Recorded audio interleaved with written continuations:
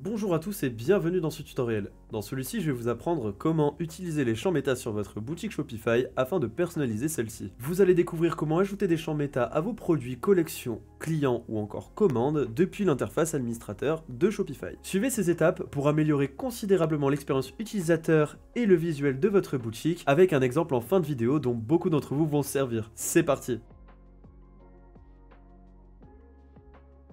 Les champs méta sont utilisés afin de personnaliser les fonctionnalités, le contenu ou encore l'apparence de votre boutique en vous permettant d'enregistrer des informations spécialisées qui ne sont généralement pas saisies dans l'interface Shopify classique. Par exemple, un vendeur de bougies peut vouloir afficher une durée de combustion pour ses bougies sur ses pages produits, tandis qu'une épicerie peut choisir d'afficher une date de consommation limite pour ses produits frais. Les champs méta sont donc une extension des informations de votre boutique concernant les produits, collections, clients, etc.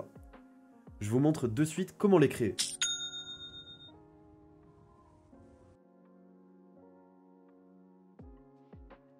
En étant connecté à votre boutique, dans le panel de gauche, rendez-vous dans Paramètres.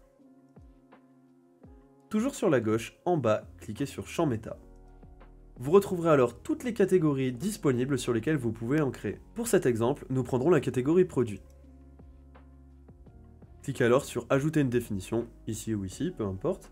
Et je tiens à préciser qu'il n'y a aucune limite de création des champs méta. Vous pouvez en avoir autant que vous le souhaitez sur votre boutique. À première vue, ça peut paraître assez déroutant, mais la réalité c'est que c'est très simple d'utilisation, juste un petit coup de main à prendre. Vous mettrez votre titre, celui-ci servira principalement à retrouver votre champ méta sur votre boutique dans les différentes pages de l'interface. Je vous conseille de le nommer de sorte à ce qu'il soit très explicite. Là en l'occurrence pour l'exemple, je vais l'appeler tout simplement image supplémentaire 1. Mince, tac. Voilà. Comme vous le voyez, automatiquement, l'espace et nom de clé vont s'adapter en fonction de votre titre et vous n'y touchez pas. La description servira pour vous si jamais les titres sont trop rapprochés, trop similaires, pour justement vous y retrouver un peu plus facilement. Et enfin, la partie la plus importante, suivant ce dont vous avez besoin, sélectionnez un type de contenu. Je vous fais défiler la liste, vous verrez que vous avez énormément de types. Donc les plus utilisés forcément, tout ce qui est texte, nombre, des produits ou des fichiers, comme images, vidéos, PDF et autres. Vous pouvez avoir les dates, le poids, volume, dimension, donc tout ce qui est mesure. On revient au numéro. Les références, donc vous pouvez vous référer à des pages, des variantes, des collections, des produits, toujours les textes. Et en autres, voilà, vous pouvez avoir des choses un petit peu plus spécifiques, comme des vrais ou faux, des évaluations comme des reviews de produits que vous auriez fait vous-même sans passer par une application, des finances si vous avez besoin d'en afficher, des couleurs spécifiques, et du JSON si vous voulez développer des choses un peu plus avancées. Dans cet exemple, on veut une image, donc on va aller dans Fichier. C'est le seul un peu particulier, il n'y aura pas de paramètre image à proprement parler. Dans Fichier, vous pourrez alors choisir une liste de fichiers s'il y en a plusieurs à définir, ou un seul. Ici, un seul, ce sera très bien. Et vous avez des règles que vous pouvez mettre en place sur votre champ méta, accepter des types de fichiers spécifiques seulement, images ou vidéos.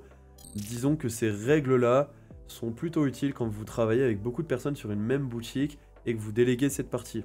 Ce ne sera pas vous qui mettrez en place les images, et pour que la personne ne se trompe pas de format, eh bien, il y a ces dispositifs qui sont mis en place. Là, en l'occurrence, peu importe. Une fois que tout ça est bon, on enregistre, et on a notre champ méta. Alors maintenant, vous allez me dire où est-ce qu'on le retrouve. Eh bien, vous irez sur vos produits, peu importe le produit. Là, en l'occurrence, vous pourrez aller par exemple sur Babylon Ring, et tout en bas de votre page produit, ça, sur chacune, vous aurez le champ qui va apparaître. À partir du moment où vous aurez beaucoup de champs méta, je dirais je crois plus de 5 dans tous les cas, pour les voir, il faudra cliquer sur tout afficher. Je précise que dans les champs méta, vous avez la petite pin ici, qui permet justement sur les pages produits, directement en bas de page, d'avoir les champs méta d'épingler. Et pour les autres, les moins importants, eh bien il faudra cliquer sur tout afficher pour pouvoir les voir. Quand je clique dessus, on me propose alors de sélectionner un fichier, et là peu importe, disons que pour ce produit, j'ai envie que ce soit ce fichier-là. Je sélectionne et j'enregistre. Je viens donc, sur ce produit, de rajouter un attribut permettant d'avoir une image supplémentaire que je vais choisir. Sur ce produit, ce sera cette image, mais sur un autre produit, c'en sera une autre. C'est comme si j'avais ajouté un nouveau média produit. Désormais, une fois que le champ méta est défini et que les valeurs de ces champs sont remplies dans vos produits, vous pouvez aller dans vos thèmes, puis sur le thème publié de sorte à pouvoir le voir, à savoir que ça fonctionne également sur un thème qui n'est pas encore publié. Vous retrouverez vos champs méta de la même manière. Donc ayant créé un champ méta produit, il sera disponible que sur des modèles de page produits. On va aller sur le modèle de page par défaut, et j'ai donc, imaginons, cette section-là qui est notre section sur le Phantom Theme média avec texte. À l'heure actuelle, l'image est choisie et c'est la même sur toutes les pages produits associées, mais je vais la modifier et je vais tout simplement connecter la source dynamique. On me propose alors les différents champs méta possibles, donc ça c'est ceux de la marque définis dans l'administration de Shopify, mais on retrouve bien l'image supplémentaire 1 qu'on vient de créer juste avant. En cliquant dessus, enregistrer. On va donc ensuite dans les produits, puis on avait édité Babylon Ring au niveau de notre image comme on le voit ici. Que le produit soit en ébauche, ça n'empêche pas de pouvoir avoir un aperçu, donc vous allez cliquer dessus, voir l'aperçu, et en descendant, on a bien du coup notre image qui s'adapte en fonction de ce qu'on a mis ici, comme vous pouvez le voir. Dans notre personnalisation qu'on retrouve ici, hop, sur Summertime Earring, on n'a rien, et on a ce qu'on appelle un placeholder, c'est tout simplement une image à titre indicatif pour avoir une idée de quoi ressemble la section, et on va donc aller modifier ce produit pour avoir une image cette fois-ci différente. Donc toujours tout en bas de la fiche, on retrouve le même paramètre champ méta, on en choisit une autre, on clique sur terminer et on enregistre. On retourne alors sur notre personnalisation, le changement prend des fois 1 à 2 minutes à arriver, là ça s'est fait directement, s'il faut patienter et recharger la page. Et comme vous pouvez le voir, on a donc l'image au même endroit, mais cette fois-ci l'image est différente. Ça vous permet alors de garder la même structure, mais avoir du contenu dynamique. Les champs méta, couplés alors au modèle de page afin de modifier les structures, un tutoriel sur les modèles de page juste ici, vous permettront alors d'avoir un résultat unique, professionnel et une image de marque renforcée par rapport à vos concurrents. Comme promis, je vais vous donner un exemple très utile sur vos boutiques grâce au champ méta, tout simplement celui d'une pop-up pour les guides détails. La première étape, ce sera alors de créer le champ méta qui nous permettra de définir nos guides détails suivant les produits. Vous allez donc aller dans Paramètres, puis Champ méta, Produit, ajouter une définition. Vous allez l'appeler du coup guide détail. En description, vous en mettez une si vous en avez besoin. Ce sera que pour vous, personne ne la verra autrement. Sélectionnez un type de contenu. La manière de le faire, vous pouvez soit faire ça via une image, mais je préfère plutôt le faire via une page, beaucoup plus éditable. Et je vais vous montrer pourquoi.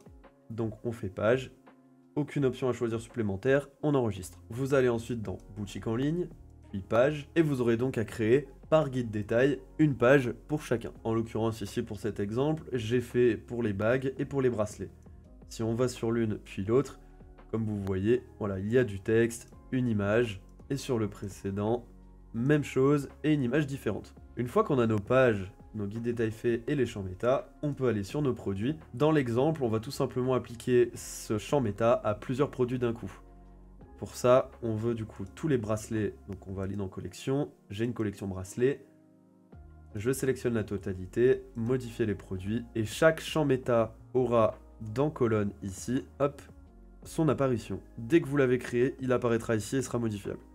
Donc vous pouvez modifier plusieurs champs méta d'un seul coup sur tous vos produits grâce à ça. Vous cliquez sur guide détail, il apparaît alors ici. Vous pouvez sélectionner la page, donc là ici c'est les bracelets qui m'intéressent. Je prends la petite coche, je descends jusqu'en bas grâce à la molette tout en maintenant et j'enregistre. L'enregistrement peut être un peu long, ça le fait produit par produit, suivant le nombre, faudra malheureusement patienter le temps de la fin de cet enregistrement. Faut pas interrompre ni retourner en arrière. Une fois terminé, faites un retour, puis cette fois-ci on va s'occuper du prochain. Donc la bague. Hop, même chose, on sélectionne la totalité. Colonne.